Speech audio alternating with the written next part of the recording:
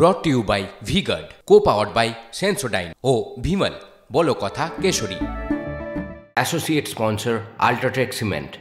পরে খবরে আসি, রাঙ্গাপানির দুর্ঘটনার কারণ খুঁজতে তদন্তে নেমে কমিশন অফ রেলওয়ে সেফটি। তার আগে মৃত মালগাড়ির চালকের বিরুদ্ধে এফআইআর করল রেল।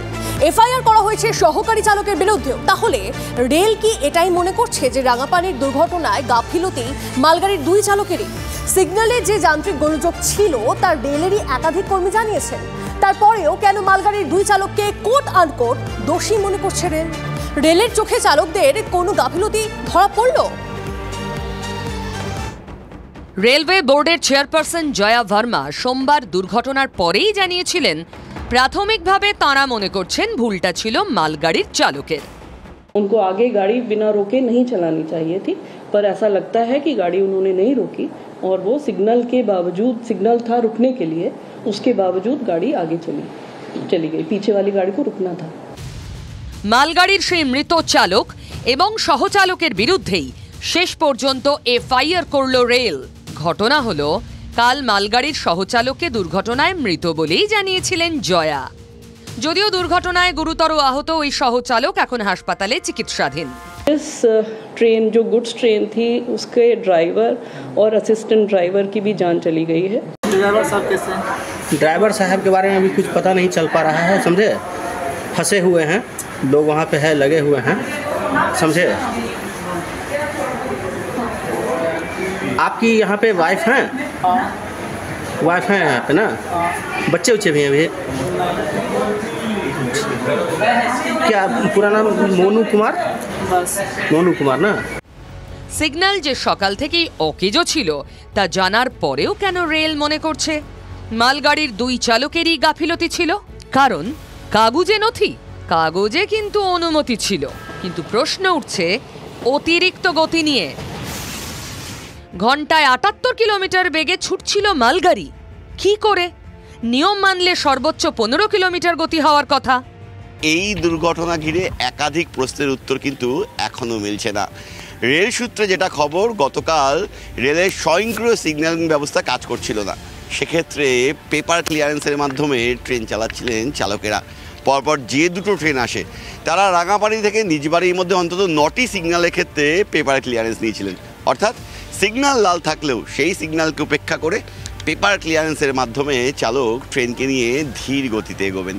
কিন্তু যে দুর্ঘটনা ঘটেছিল তারপর মালগাড়ির যে ইঞ্জিনের ইন্টারনাল ডেটা, সেই ডেটা বলছে এই দুর্ঘটনাস্থলে 9:47 গাড়ির স্পিড ছিল প্রায় 78 কিলোমিটার। মালগাড়ির চালক যখন ইমার্জেন্সি ব্রেক কষেন তখন প্রায় 17 সেকেন্ড সময় লাগে শূন্যতে পৌঁছাতে স্পিডকে। তারপরও কিন্তু থেকে যাচ্ছে ৩-৪ কিলোমিটারের মধ্যে কি করে মালগাড়ির গতি 0 থেকে ঘন্টায় ৭৮ কিলোমিটার হয়? তাহলে রাঙাপানির সিগন্যাল কি সবুজই ছিল? তদন্ত শুরুর আগে কেন চালকের ঘাড়ে দায় ঠেলছে রেল বোর্ড? ऑटोमेटिक सिग्नल खराब थे तो उसके लिए प्रोसीजर फॉलो करना होता है ड्राइवर्स को। तो पहले वाले ड्राइवर को भी फॉलो करना है, पीछे वाले को करना है। अब इसमें क्या गलती हुई है उसी का इन्वेस्टिगेशन कर रहे हैं। ছবিটা দেখাবো, তারা বিভিন্ন এলাকাগুলো ঘুরে ঘুরে দেখে যে ধ্বংসাবশেষগুলো আছে তারা সেগুলো খুঁটিয়ে খুঁটিয়ে পরীক্ষা করে দেখছেন। এটি যেমন এই তদন্তের একটি প্রক্রিয়া, এর সঙ্গে সঙ্গে কিন্তু যারা এই প্রক্রিয়ার সঙ্গে যুক্ত ছিলেন রেল চালানোর ক্ষেত্রে তাদেরকেও জিজ্ঞাসাবাদ করা হবে। কেন এই ওভার স্পিড, সেই কারণের কোনো ব্যাখ্যা এখনো পর্যন্ত মেলেনি। অ্যান্টি কলিশন ডিভাইস লাগানো হলো না। কত মানুষের প্রাণ গেলে মোদি সরকারের তৃপ্তি হবে? রেলের গাফিলতি কি ধামাচাপা দেওয়ার চেষ্টা? গুরুত্বপূর্ণ হতে চলেছে মালগাড়ির সহকারী চালকের বয়ান। Bureau report, TV9 Bangla. Kanchenjunga এক্সপ্রেসের দুর্ঘটনায় বিস্ফোরক অভিযোগ। যার অভিযোগের ভিত্তিতে এফআইআর, তিনিই অভিযোগের বিষয়ে কিছুই জানেন না। তিনি কোনো লিখিত অভিযোগই করেননি, এই দাবি চৈতালি মজুমদারের। তার তরফ থেকে পাওয়া অভিযোগের ভিত্তিতে এনজিপি জিআরপিতে রেল একটা অভিযোগ জমা দিয়েছে। আমি তো কোনো এফআইআর প্রথমত করিনি। এবার আমাকে নিয়ে যে এত কিছু হচ্ছে সেটা তো আমার ধারণার বাইরে, সেটা তো আমি জানি না। আমি এখন আপনাদের মুখে জানতে পারছি। কারণ প্রথমত আমরা ট্রেনের ভিতরে ছিলাম, পিছন থেকে মালগাড়ি এসে মেরেছে কিনা প্রথমে আমরা কেউই জানতাম না।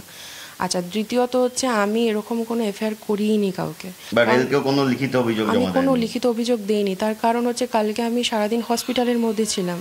এবার হসপিটালে 2 জন আরপিএফ এসেছিলেন, আরও নর্মালি ওখানকার তারা কোনো কিছু লিখে নিয়ে যায়নি আমার থেকে, শুধু অ্যাড্রেস মানে আমার নাম, আমার বাড়ি, সই শুধু রাত্রিবেলা জেআরপিএস এসেছিলো, সে হচ্ছে একটা চিরকুট দিয়েছিলেন আমাকে, সেখানে আমার নাম আমার অ্যাড্রেস সব লেখা ছিল, নিচে বলেছিল আমার সিগনেচার করতে আর ডেটটা লিখে দিতে। আমি শুধু সিগনেচারটা ডেটটাই শুধু করে দিয়েছিলাম, কারণ কালকে শরীরটা খুব অসুস্থ ছিল, সেরকমভাবে পড়ার মতন ক্ষমতায় আমি ছিলাম না, তো অতটুকুই করে আমি দিয়েছিলাম। তারা ওটা নিয়ে আবার আমি মানে যা যা হয়েছিল স্টেশন মাস্টারে তার তো ইনফর্ম করা উচিত ছিল। আমরা যে প্রতিদিন যাওয়া আসা করছি এরকমভাবে, আমরা ডেলি প্যাসেঞ্জারই করছি, তাদের তো সুরক্ষার তো একটা দরকার আছে। এরকমভাবে চললে তো কেউ কোনো দিন, আমরা তো ট্রেনে উঠতেই ভয় পাবো। এরপর আমার কালকে যেরকম রাত্রিবেলা হয়েছে, ওখান থেকে আমি ট্রেনের আওয়াজ পাচ্ছি, আমি আতঙ্ক লাগছে আমার। এই মুহূর্তে আরো একটা ব্রেকিং নিউজ দিয়ে আপনাদের, দুর্ঘটনার কিছু আগেই আর এক মালগাড়ির বেনিয়ম। সূত্রের খবর সেই সময়ও সিগন্যাল বিভ্রাট ছিল, তারপরও দ্রুত গতিতে ছিল সেই মালগাড়িটি, নিয়ম ভেঙে একের পর এক সিগন্যাল পার করে মালগাড়িটি, এমনটা খবর পাওয়া যাচ্ছে সূত্র মারফত। এ বিষয়ে আর কি ইনফরমেশন পাওয়া যাচ্ছে আমরা জানবো আমাদের প্রতিনিধি সায়ন্তর থেকে। সায়ন্ত, রেলের একের যে দুর্ঘটনাটা ঘটেছে তাতে কিন্তু একের পর এক বিভিন্ন ধোঁয়াশা সংক্রান্ত তথ্য উঠে আসছে।